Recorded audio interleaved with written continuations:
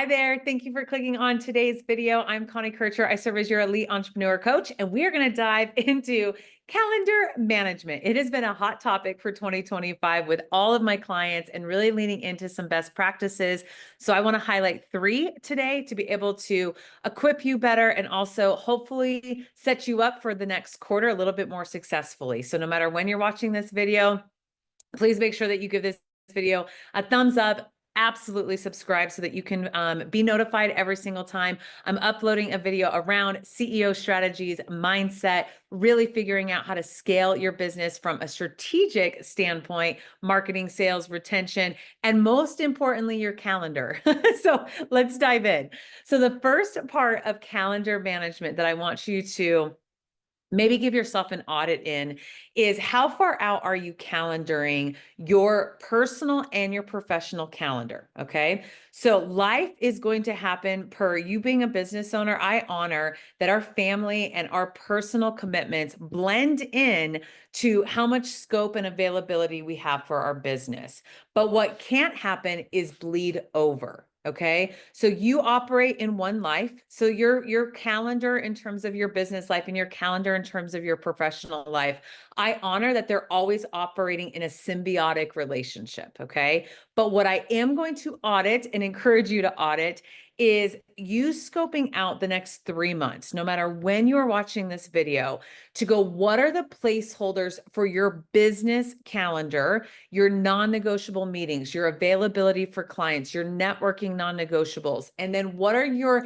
non-negotiable cornerstone commitments for your personal life, the kids' appointments, your own appointments, date nights, vacation time, cornerstones that need to happen for the home, right? Like there's always a working calendar happening every 12 weeks, always. Okay. And what I find is most of my clients are going 3 days out, days. Maybe even they're coming and coaching with me and they're working on a 3-week out calendar.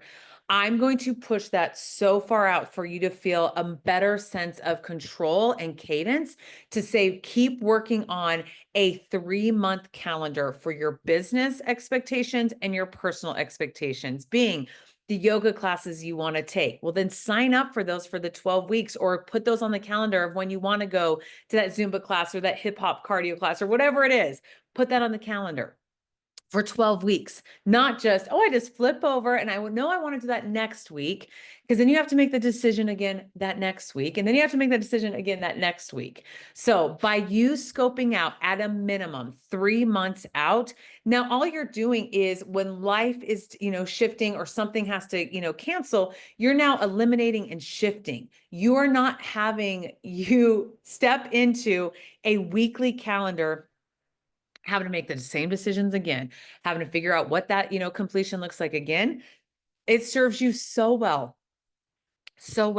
to cornerstone every 3 months and then evaluate for quarter 3. What does this look like in this season of life with the kids, with the family, with our relationship, with business, with fitness goals, with, financial goals. And then you keep realigning every 90 days. Okay. I'm going to tell you there's a sweet spot in that. I personally always calendar out 12 months, 24 months. But what's the realistic, what am I actually living in, adjusting to, adapting to, is about an every 3-month calendar. Okay. And I'm going to encourage you to do the same. Second piece for your calendar management is recognizing that there must be 3 phases to any project. Any project. I don't care if it's the kids sign up for XYZ on your personal side of the calendar management, or it is you sign up to do a networking event. There is always 3 phases of preparation, implementation, and then an actual debrief or follow-up. So when you set an appointment on the calendar of I'm going to show up to that networking event, I'm going to show up to that meeting, automatically I'm going to train you to put a pre-session of whatever that preparation needs to be and a post session. And it's okay. I just got off the call with a client that she's presenting in April. And I said, okay, so the preparation is going to be the day before, the final preparation for that hour and a half, activate then in April. And then on those next 3 days, what does the follow-up segment on your calendar look like before you keep it open to clients or you're doing stuff with family and you're like, I don't know, I didn't have time to do that. Every time you put an engagement on your calendar, commitment on your calendar, always put a preparation step and always put a debrief step or an implementation step or I'm going to have deliverables due by attending that event, by attending, that one-on-one session. There's always work to be done after you implement something. Always. Okay. I'm going to sign up to attend this conference. Well, then there needs to be a pre-conference time on your calendar and a post-conference time for you to debrief and line item what you want to take into action from that conference.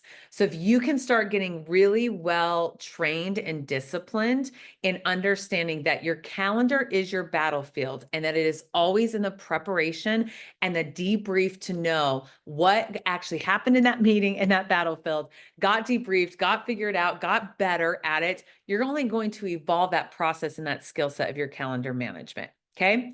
Last but not least, when it comes to calendar management, is I really, really, really encourage you to have close out or zero out days. Okay. Where it's different than having white space on a calendar or buffer space in terms of, a cancellation has to happen. No worries. I buffer it on this Tuesday because I have a buffer day built in. If you watched any of my training videos, I do recommend that you have at least 2 half days, if not 2 full days of buffer space. You're not expecting yourself to be building a copy for something, editing something, working on a presentation.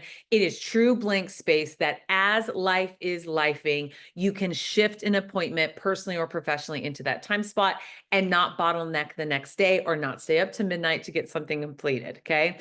But what happens is that if you do not have a runway of, looking at your calendar and not knowing, okay, like, when am I going to segment a completion part of this? Like, if you don't know that I'm going to zero out my emails, once a week, or I'm going to zero out accounting responsibilities or pending pieces once a week, that's what I mean by zeroing out. So it's typically around communication. It's typically around administrative tasks.